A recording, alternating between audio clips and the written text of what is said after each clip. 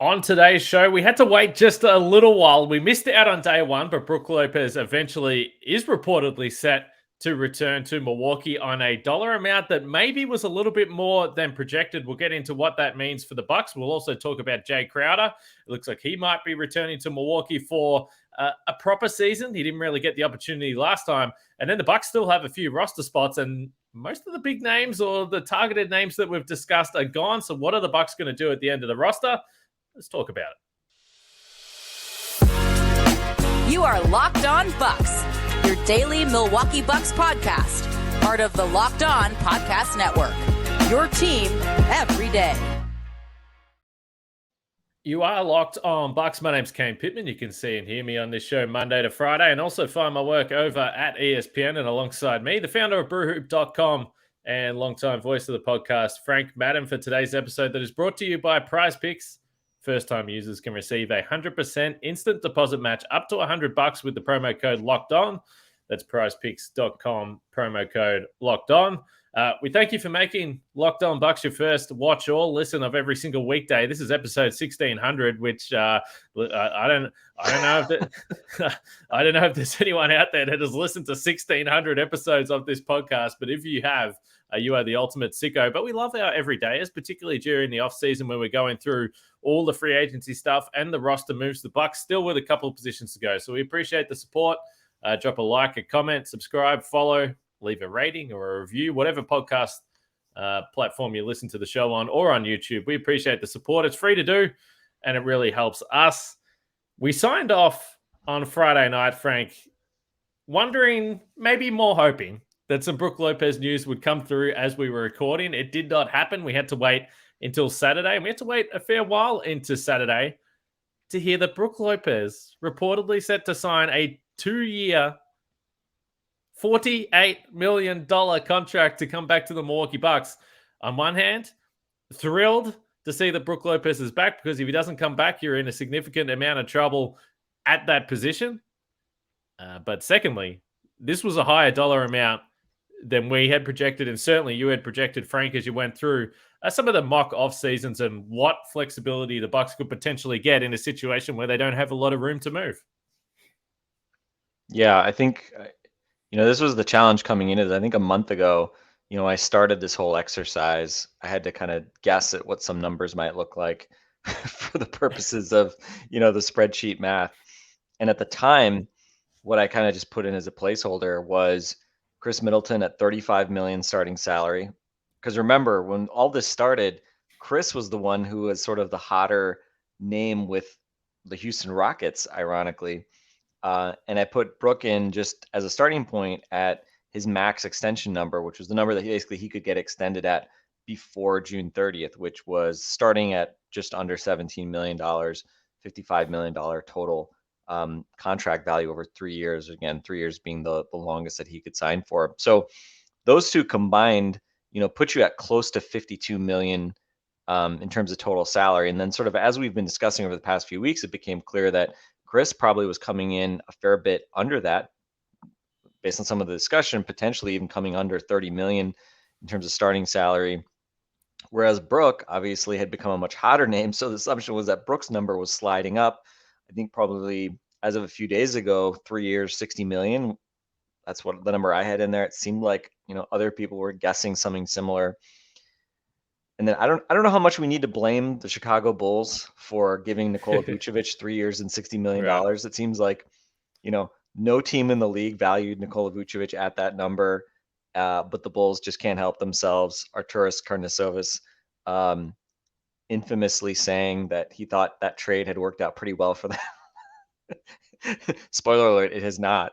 The deal that sent out Wendell Carter and the picks that became Franz Wagner and whoever they got. Well, I guess technically was the Jet Howard. Was it Jet Howard? I think technically this year that pick became. So anyway, so the market got a bit of a push. We saw Jakob Poeltl.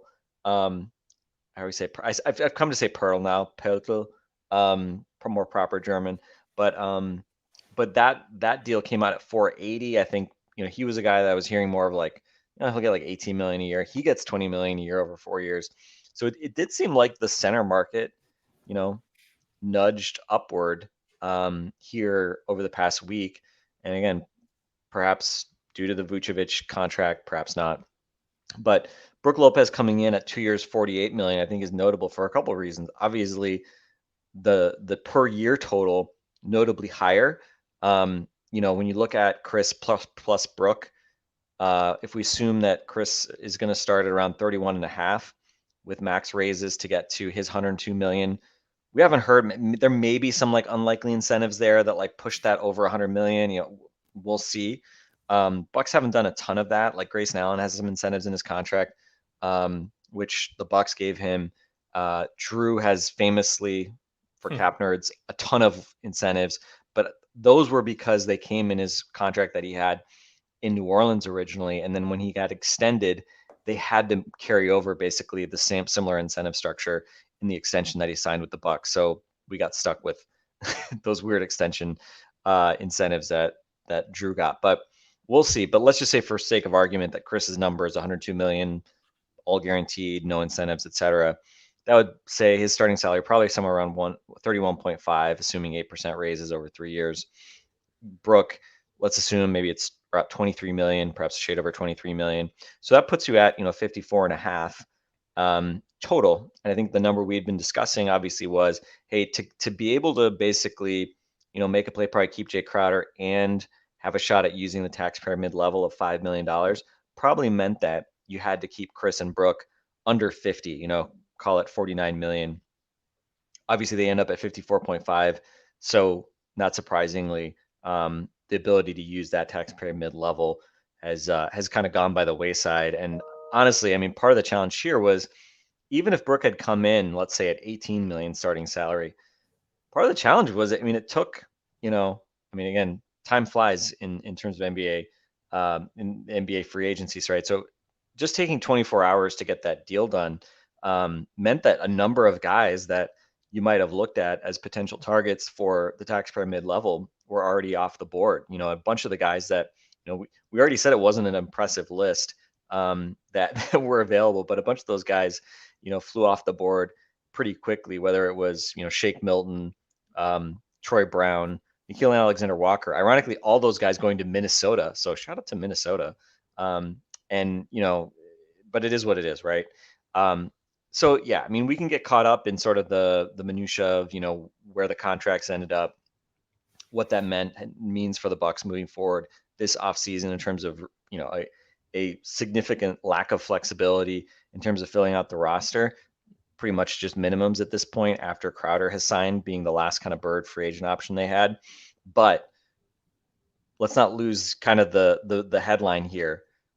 Losing Brook Lopez would have been a disaster, right?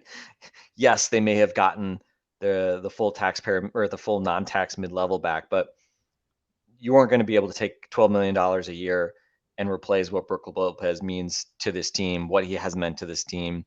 And obviously, I think as fans, also just like Brook Lopez, the person, Brook Lopez, the locker room presence that he is, he's a really irreplaceable guy in a lot of ways, right? He's not the best center in the world or something like that, but he had a phenomenal year last year, as we've been saying, the best year of his career at the age of 35. How replicable that is, again, you'd expect some drop off, but he was so good last year that even if he drops off a bit in these next 2 years, he's going to earn that money. And, again, $24 million a year for a guy that has meant so much to this franchise, a guy that was a big part of winning an NBA championship. I'll always have the vision of Brook laying on the ground, celebrating on the Fiserv Forum floor after that championship, game-winning game 6. I think you just have to kind of breathe. For me, I was breathing a huge sigh of relief. It was, a time for celebration here, regardless of whether the number came in a little bit high. But I think that surprised me most, honestly, was that the number went high, but then it was only 2 years, right? And I think that's one thing that, who knows if we'll ever hear kind of the backstory of how they landed at 2 years, 48. I think there was discussions that Houston had ultimately offered more than that, which we didn't think they'd be able to do after the Fred VanVleet signing, but they ended up dumping basically like a bunch of their recent draft picks. KJ Martin, they shipped out for a couple second round picks to LA And then they essentially salary dumped Usman Garuba, Josh Christopher, and Ty Washington. And I believe they actually sent picks out to dump those guys. Like, these are first round picks from the last few years, the last 2 years or so, that basically they sent out to clear more cap space. And there was some grousing in Rockets Twitter that Brook Lopez may have said he was signing, and that he said he was coming, and then we dumped the salary, and then he went back on his word. I mean, that's bad GMing if you didn't make, a trade like that contingent on getting a guy locked up. But at the end of the day, Brook Lopez is coming back to Milwaukee. That's all that matters. And Kane, I don't know if you were listening to some of the first day reaction podcasts, but certainly, Hoop Collective, some of the other podcasts, there was a lot of hey, whatever happens with this Brook Lopez situation could go along, has a huge implications for Houston, sure, but even bigger implications for the Eastern Conference and the Milwaukee Bucks as title contenders. So, we talked about it 2 years ago when he was out. We didn't think the Bucks could win a championship without Brook Lopez coming back and being close to healthy. We got a more than healthy Brook Lopez last year, it seemed, with the way he came back from that back injury. And, I think yes, his age is a concern. You expect to see, some decline over the next 2 years, just given that factor. But he's so important, and he's been so critical to what the Bucks are and what they do. Regardless of Adrian Griffin maybe playing a little bit different defense, this was essential for the Bucks to remain title contenders. And, again, this offseason has been about two things: bring back Chris, bring back Burke. And maybe the numbers were slightly higher in terms of initial salary here for both guys, but it's that piece, the most important piece, is a big mission accomplished for the Milwaukee Bucks. Yeah, the teams that were dishing out these big money deals obviously hurt, and then the Houston Rockets hurt, and that's always the case if you've got a free agent. If there's another team out there that's going to really push that price up, because maybe, and as you said, we'll see whether we find out more of this, but as it continued to take longer, and Brook was clearly at least assessing these options, I was certainly sitting back and saying, well, maybe the Rockets would just keep pushing the price up, and the Bucks are now going, okay, well, forget whatever the plan was. Maybe we did have a plan to use the half mid-level, but ultimately that isn't going to be as important to us as keeping Brook Lopez, because we're going to have a not as good player. And I don't know what the heck they were going to do at the center position if he left, because most of those guys were already off the board as well. So I'm with you. I was a little bit surprised by the dollars, but it's only 2 years and we just saw him play his best basketball. So I'm not too concerned about the decline, as you mentioned. But Jae Crowder is an interesting one. We're going to get to who is left, and there are a few free agents left, but the Bucks clearly have some holes. So I think that's the conversation we need to get to. But maybe we'll touch on Jae Crowder a little bit, and a 1-year deal that he's going to return and really have his first off season with the Bucks and see what he can bring to the table across an entire season. So we'll do that next after we talk about Prize Picks, our sponsor of the show today. And if you haven't heard of Prize Picks, well, clearly you're not listening to Locked On Bucks enough. But how does it work? You pick 2 to 6 players, and if they score more or less than the Prize Picks projection, you can win up to 25 times your money on any entry.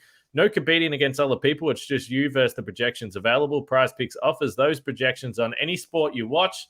At the moment, it could be baseball, WNBA, esports, NASCAR. Was there a NASCAR race in Chicago today? I think there was. Street course, and it turned into a disaster, it looked like, from some of the highlights I watched. It did. It was probably too smoky. They couldn't see where they were driving. But there's tennis as well. It says disc golf here. If you want to get into Prize Picks on disc golf, give that a shot. Download the Prize Picks app or go to prizepicks.com to sign up and play daily fantasy sports. First-time users can receive 100% instant deposit match up to $100 with the promo code Locked On. If you deposit 100, they'll give you 100. Deposit 50. Prize Picks will give you 50. Don't forget to enter the promo code Locked On at sign up for an instant deposit match up to $100. That's Prize Picks. All right, so as the week rolls on Locked On Bucks, we'll continue to bring the latest with free agency if there are any further moves to be made on the roster. So keep it here, because Locked On Bucks continues to roll through this week. And then a pretty good Summer League roster for the Bucks. I know I do it every single year, but I'm excited to watch Summer League starting next week. So we'll have post-game podcasts for all the Bucks games as well. So it's going to be a whole heap of fun here over the next couple of weeks on Locked On Bucks. We appreciate the support. Jae Crowder back. I did a solo pod last week, Frank. It just went through some of the numbers, just really highlighting how limited his minutes were with this team last year after coming back so late, not playing through the first basically 3/4 of the regular season. He only played 10 games total with Giannis in the regular season. And it looked like Bud was not giving him a long leash in the postseason as things got pretty desperate there at the end. So I always ask the question, how do we know what these guys that have long layoffs are doing? They can be working their ass off, and they can say they're working their ass off, but it has to be different to a training camp and getting to know playing with different players. And he simply didn't have that chance. But I think if you look at the top 6 or 7 guys, like we keep talking about, Frank, firstly, if you bring Brook Lopez back and you are worried about the body, and he's been so durable outside of the back surgery, those years outside of that, he's playing 80 games. Last year, he played 30 minutes per game, Brook Lopez. So if you want to wind him back a little bit, a key piece of that might be someone like Jae Crowder that you hoped could bring some lineup versatility. So I still have some optimism that in a normal setting this year with this team, he could provide some value. But either way, with the situation they were in, I was pleased pretty soon after the Brook Lopez deal was announced, or around that time, there was reporting that Jae Crowder would be back, because I was just looking at the board and saying, hey, this is a pretty crucial guy that you're actually able to re-sign and bring back to the roster. Yeah, I think especially as the ability to use the taxpayer mid-level Yep. kind of went out the window, with Javon Carter and Joe Ingles going elsewhere, right? Those are the other obvious guys that you could have spent more than a minimum on. So I think keeping Jay, regardless of some of the reservations that we may have about, his role and his fit and, how much he has left in the tank, especially if he's not just playing 4. I think to me, it's kind of like a very low downside move. I think the interesting thing, I had been sort of placed on him. My thought was like, yeah, maybe he gets, 4 or 5 million. Maybe it's a 1+1, right? 1 plus the player option as the, the John Horst special. So when it came in at 1 year, I thought that was very interesting, especially 1 year given, some of the other things that we've heard, right? Basically, the Bucks, if they fill out the roster, given the Chris and Brook numbers as far as we know them, and currently where the roster stands as far as, assuming no trades, which we'll get to that and the possibility that there may be trades on the horizon. But if you look at that, essentially you can get to about 14. You can fill 14 roster spots, basically filling out the fringe with minimums here, and stay under the second apron only if Jae Crowder is basically making close to a minimum, right? They actually have, if they only keep 14 roster spots, they'd have about 1.6 million buffer between them and the second apron if Jae Crowder is on a minimum. Now, I'd originally not thought that Jae Crowder was going to take a minimum contract, right? I mean, he came to Milwaukee hoping to get an extension. He came to Milwaukee probably hoping to stay in that like $10 million range that he'd had his prior deal on. But obviously, the fact that he signed for the Bucks within a day, I think tells you that there probably wasn't a ton of interest in him on the marketplace. And the interesting thing about signing for 1 year is, right, a lot of times when guys sign for 1 year, they get the 1+1 because it's kind of like a team saying, hey, sorry that, we're not offering you more money. We'll at least give you the guarantee of a second year. And, sort of like an insurance policy against, like, if you tear your ACL in the playoffs and, no one would want to sign you, and, you'll at least have that guaranteed payday in the second year, but you'll probably want to opt out if you play well at all, right? So the fact that he didn't get like a 2 year, that it wasn't reported as a 2 year, and we still haven't heard what that number is, but the fact that we still haven't heard what his dollar amount is, and the fact that it wasn't any sort of 2 year contract got me to thinking that it may very well be actually a minimum contract for a couple of reasons. One, we talk about minimum contracts, they all count essentially for $2 million against the salary cap. But players, depending on their numbers of years of service, get more money the longer they've been around. So a 10-year vet gets 3.2 million. The difference of that 3.2 to 2 is reimbursed actually by the league. So basically the Bucks pay 2 million. It counts 2 million against the cap and the tax for tax counting purposes. But the league actually pays the player an extra 1.2 million. So, they get more for their seniority, if you will. Well, think about it, right? It's not actually that big of a difference. If you were talking about like, oh, maybe you get 4 million and 1+1. Well, if suddenly it's a 1 year, we know it's a 1 year deal. If it was a 1 year, $4 million deal, that's, 800 grand more than just a minimum, right? But it counts far less against the cap and tax for the Bucks than if it were $4 million. If, that $2 million difference gets taxed at basically a $4 plus multiplier right now, 425 multiplier, given where the Bucks are in the tax range. So, for the Bucks to go from paying him 4 million to 3.2 million on a minimum that only counts 2 million, it's only 800 grand difference to Jae Crowder, but it's basically over, $10 million in terms of total cash outlay for the team. So they have a huge incentive to push Jae Crowder to try to get that minimum deal. So that might, again, we'll see. Maybe he didn't take a minimum. We saw last year Javon Carter technically didn't take a minimum, but it was a 2-year deal. And if you take a 2-year deal, even if it's a minimum, it doesn't get reimbursed the way I just described. So that's why it's a big deal when you're really up against the tax, when you're really high tax numbers, et cetera. It's actually a very big deal and a big benefit to get guys on a 1-year minimum contract because you get that reimbursement. So that's one kind of thing to consider. We'll see if that proves true with Jae Crowder. But yeah, I mean, when you look at kind of what Crowder's, has available, I know we've talked about it, Kane. You look at his numbers in the regular season were actually very good, right? His true shooting percentage was 60 some percent. His BPM was almost 2, which was at or above where he was the previous couple years in Phoenix, and that's very good. And all his sort of like rate stats held up really well. You might say like, well, when did he do that? Like, right? It's not like he played a ton. He had that big game in Washington, late in the season when a bunch of guys rested, didn't play a whole lot. So padded the stats a little bit there, but, played well against Phoenix in the 2 games against the Suns, hit some big shots against them. And I think for me, the thing I keep coming back to with Jae Crowder, the question he asked about like, well, what's my role, right? Or I don't know why they brought me here. I think that hits on the problem. And I think, unfortunately, or fortunately, because you have a lot of guys currently that you can use kind of the minutes that you might otherwise use Jae Crowder on. I think it may be a similar situation this year. So I think on the one hand, in an off season, hey, just acquire talent perspective, I think it makes all the sense in the world to acquire him. But in terms of what Jae Crowder is actually going to be doing this year for the Milwaukee Bucks, absent in.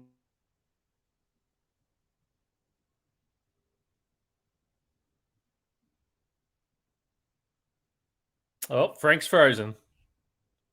He said, I think he was about to say, if there was any injuries, then that would obviously impact what Jae Crowder can do for this team. I think clearly the guys that aren't going to be there, if I look at the roster, and we're going to get to this, I think, in just a little bit, but if I look at the guys that aren't there, Joe Ingles isn't going to be there, and he was playing minutes. Now, they weren't exactly playing the same role, but he was someone on the wing that was going to soak up some of those minutes. I think as Frank comes back, you were talking about the role, but I was just getting to the point that some of the guys that might be gone, that might soak up some of those minutes. Joe Ingles, obviously, clearly one of those guys.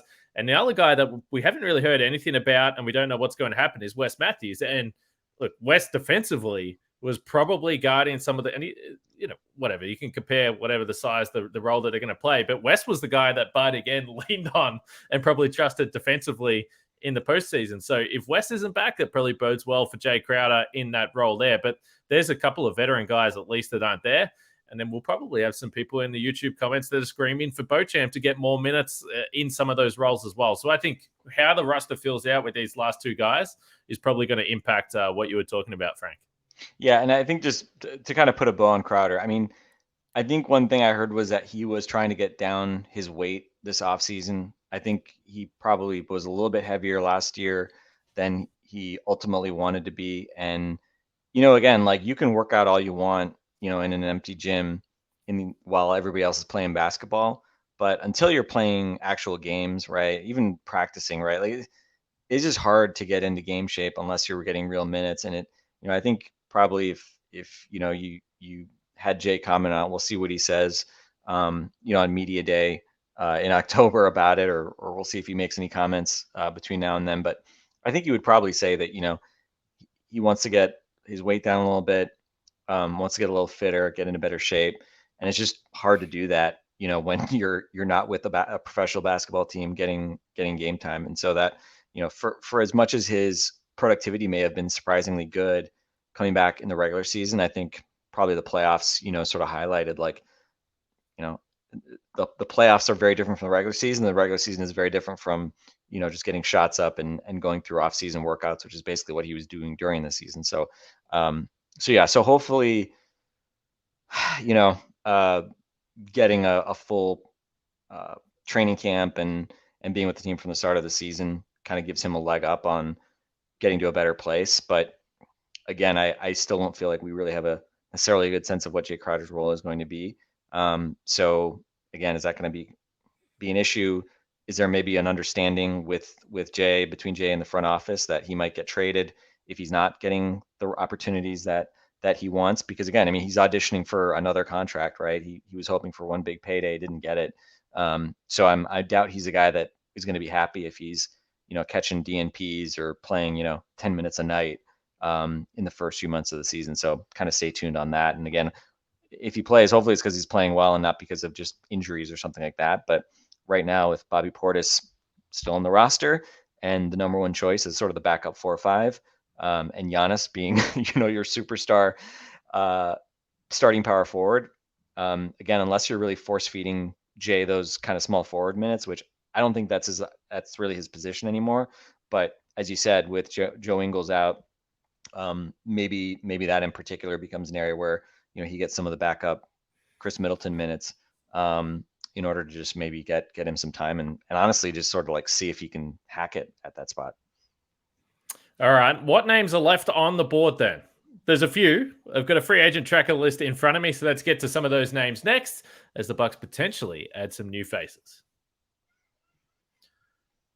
I mentioned this at the live pod last week. I mentioned this on Friday night. I think everyone gets a little bit excited about the idea of bringing in new names, Frank. And so far, it's been a little bit quiet on that front. The Bucks obviously had their main priorities, but to this stage, we're just waiting to see if there's going to be any more names. I'm just going through some of the bigger names, I guess, that are on this list in front of me. And again, we're dealing with minimum contracts here, but and unless some of these have happened over the last few hours, but you look at Malik Beasley and Will Barton, Dario Saric I saw was linked somewhere there, but Kendrick Nunn, another name that's on this list in front of me, Terrence Davis, George Hill. Surely they're not going through that again, are they? They might. Your man Derek Jones Jr. is still there. Robin Lopez, of course. Maybe he wants to return. Wes Matthews, as we discussed. Even Bismack Biyombo played a fair bit of basketball last year, but I'm not sure that's exactly what they need. Austin Rivers, a guy that has been linked to the Bucks in the past. So there are definitely some recognizable names there. But I guess for Milwaukee, when I look at it, I'm still looking at the guard positions. As you lose Javon Carter, is there a guard that you're going to need on this roster? But what are you looking at as this continues to update every time we podcast? Yeah, I mean, I think there's still some, kind of shooting guard, small forward type guys that I think are at least interesting, and could be worth a flyer. I think the question I have when I look at the Bucks roster now, and probably the thing that would most lead me to think that they are actively exploring some potential trades, is the backup point guard position, right? And you mentioned some of the names that are still out there. I mean, it's gotten pretty significantly thinned out, right? Guys that we mentioned, prior to the start of free agency, who could be of interest there. Shake Milton got essentially the taxpayer mid-level. Dennis Smith Jr., I believe, took a minimum to go to Brooklyn. Let's see. Kendrick Nunn is still available. He kind of had a down year, then rediscovered maybe a little bit of his form in Washington, but a guy that has been at a pretty reasonable level in some prior years and is still relatively young, but also had a year that was basically completely lost in LA to a knee injury. We talked about, again, not necessarily that we were interested, but Derrick Rose has signed with Memphis, so he's off the board as well. So in terms of like the kind of guys that could actually be like a backup point guard, which, I think, again, for the Bucks is a concern to me, not just because you lost Javon Carter, but because, basically Joe Ingles was essentially, you're kind of quarterbacking the offense. through significant portions of the sort of the backup minutes. Um, After he came back starting in December, where is that playmaking going to come from? I think the obvious answer would be like, well, hopefully you have a healthy Chris Middleton. That would be helpful. But Chris Middleton isn't your backup point guard, and as much as Giannis can handle the ball, I mean, we know he'll continue to do that to a certain extent. But I think we all feel like, especially after watching the playoffs, like, man, they need another kind of organizer guy who can handle the ball. So, unless they're going to sign again, like Corey Joseph just signed for the Warriors today. He was another guy that I thought could be a solid option in that regard. Again, not particularly exciting, but at least an option in that regard. So yeah, I mean, if it's not Kendrick Nunn, man, I don't know. I mean, Aaron Holiday, if we need to get some more brothers in here, like Aaron Holiday is okay, but again, not a guy that I'm looking at and saying I want Aaron Holiday as a guy in my 8-man playoff rotation in the East Finals or something like that. So I think all that makes me just kind of think, we talked about Justin's comment at the live pod about the starting shooting guard for the Milwaukee Bucks in the playoffs next year is not yet on this roster. I also feel like the backup point guard for the Milwaukee Bucks in the playoffs is not yet on this roster. And who knows, maybe there are players out there who could potentially be kind of the answer to maybe both of those questions. If they went and decided to get another ball handler to start next to Drew, and then stagger those guys throughout the game so that you always had one of them on the floor playing point guard. Monte Morris was a guy that we had previously talked about in that regard. He was traded to the Pistons. DeLon Wright, less of a playmaker, more of an off-ball guy, honestly. Still in Washington. Again, could be an option. I think there's been some very active speculation on Bucks Twitter about, is there some play for Colin Sexton in Utah, which would be pretty challenging just because of his salary slot being around 17 million. So right away, like, you're basically having to include two of Connaughton, Portis, and Grayson Allen just to make contracts work, right? Which obviously would then raise questions about other portions of the roster. So yeah, it's I think I'm really curious just to see like what conversations the Bucks are even having right now about that position, and the fact that obviously the Brook negotiation dragged out. I mean, again, took a day, so that's not really that long. Previous years, we've seen a lot of bigger name players take a lot longer to make decisions, but yeah, obviously I think kind of put the Bucks in a bit of a holding pattern as far as figuring out, would they even have a portion of the TPMLE to use, et cetera, et cetera. But by the same token, I mean, we're seeing some pretty decent players signed for minimum contracts. In other words, guys that you could have signed, regardless of what was happening with Brook. Whether it's, Eric Gordon today, we heard some indication that the Bucks were at least making a play for Eric Gordon, which we talked about the other day. I think Eric Gordon would have been a great fit.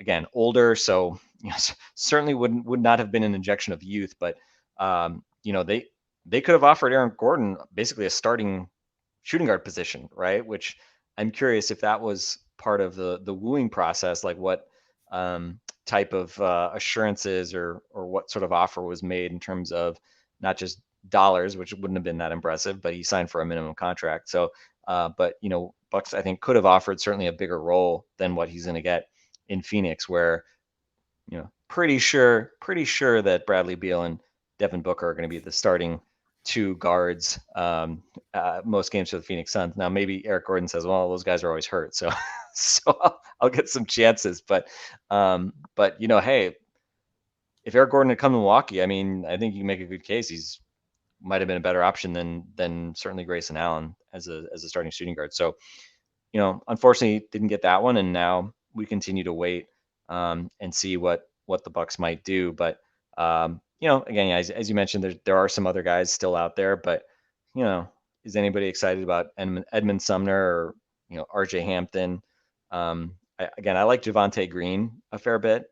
I think honestly the guys that may be probably maybe the most intriguing guy who is still out there, who, again, is he going to take a minimum contract from Milwaukee Bucks? I don't know, but we have heard at least the Bucks are interested, is Malik Beasley. And, we talked about him at the trade deadline last year. He's coming out. I forget what his contract was, but I mean, he was like in like the $16 million range or something like that. So this would be a significant reduction for a guy who has made a decent chunk of money, but is still fairly young and looking to get paid. He's not ring chasing at this point, but Beasley, an intriguing guy, absolutely high volume 3-point gunner, much higher volume than someone like Grayson Allen. But again, due to some of the concerns around size and defense, I mean, he fell out of the Lakers playoff rotation entirely, right? So again, just a reminder, like some of these guys, like, these guys, Malik Beasley versus Malik Monk, right? Like, why did Malik Beasley get benched and Malik Monk flourished in that first round series for Sacramento? Again, some of it's just luck, I think. But again, that's why these guys are out here looking for payday still. In the case of Malik Beasley, but at the minimum, again, if you get a guy that can be a rotation guy for you, that's probably about as good as you can hope for. And again, I'm not even talking about a playoff, 16 game type player. I'm just talking about a guy that can actually eat minutes for you and be productive during the regular season. If you can get a guy that actually could start in the playoffs like that, that's a home run. But I think in practice, Bucks probably going to have to sharpen their pencils given where they are financially, and potentially need to make some sort of trade in order to kind of address some of the gaps they have, especially I think at that kind of ball handler playmaker spot. Well, it's going to keep things interesting over the next few days, or maybe the next few weeks as well. But I guess if you're a Bucks fan and you want to be optimistic, you've mentioned this a couple of times, this is the stage of free agency where sometimes guys just don't really have any other options other than minimums, and they might look at a team like Milwaukee and say, all right, well, I saw Bobby Portis make himself some money here. I saw Pat Connaughton make himself some money, and maybe that's attractive. So we'll see what happens, but let us know the last names that are on the free agency list. If that's the path the Bucks are going down, who interests you? And I already know you're all going to put in your trade ideas there, including for one particular big name that looks like he might be heading to the East, but not necessarily Milwaukee. So let us know about everything we discussed on today's show, from Lopez to Crowder to the remaining free agents in the state of this roster. We'll be back tomorrow. Maybe there's some updates, Frank. Maybe something happens. And Kane, one thing just to note too, like now that the Bucks have not used the taxpayer mid-level, and absent a trade, there's really not a path for them to use the taxpayer mid-level. They are not hard capped, okay? And as we've said, I mean, the only big incentive to avoid going over the second apron this coming season is to give yourself the option of using the taxpayer mid-level. So if we're saying that that's out of play at this point, it's not really a big deal if they go over the second apron by some small amount. And especially too, I mean, even if they wanted to get under that for any practical reason, if that's just like a budgetary number that they're setting, you can do that during the season as well with other moves. But, for instance, as far as like potential trades, things like that, there is now, I think we're now at the point where they'd be limited this season at bringing in only 110% of salary going out. That's for any team above the first apron. So they're already going to be limited. Used to be 125%. Now it's 110%. But if they were to take back more salary and that puts them over the second apron or something like that, I mean, again, that doesn't practically change a whole lot. It is really punitive right now, in terms of adding cost on the margin from a tax perspective. But that's kind of the same as it has been, in previous years, aside from the fact that they're now in the repeater tax. But overall, right now, if they stay, if they basically fill out the roster, get to 14 spots, I think they'd be at about 228 million in terms of total payroll, including taxes. Last year they were at 260. Okay, so right now they're kind of trending towards a fairly significant decrease in total payroll, which again will be harder to drive up significantly just because the salary matching rules and things like that. So they're probably going to be, at this point, a fair bit under where they were last year as far as total payroll. And they don't have a lot of flexibility or a lot of levers in order to add much beyond that. But again, they have limitations as far as, doing anything but minimum signings. So we'll see if they finally start adding guys. Once Thanasis going to get his contract, we'll see. But certainly I'm very curious to see if they have been working on potential trades, because there's still some obvious needs on this roster that they need to address. Yeah, and it's been reported more than once about different guys that they were actually looking at. So I don't think it would surprise anyone if they are definitely still sniffing around the trade table and seeing if they can upgrade this roster or make moves. All right, as I said, we'll be back, but drop your comments, subscribe, do all the things that we love you to do. It's free to do. We really appreciate it. For Frank and myself, we appreciate you watching today. We'll catch you all tomorrow.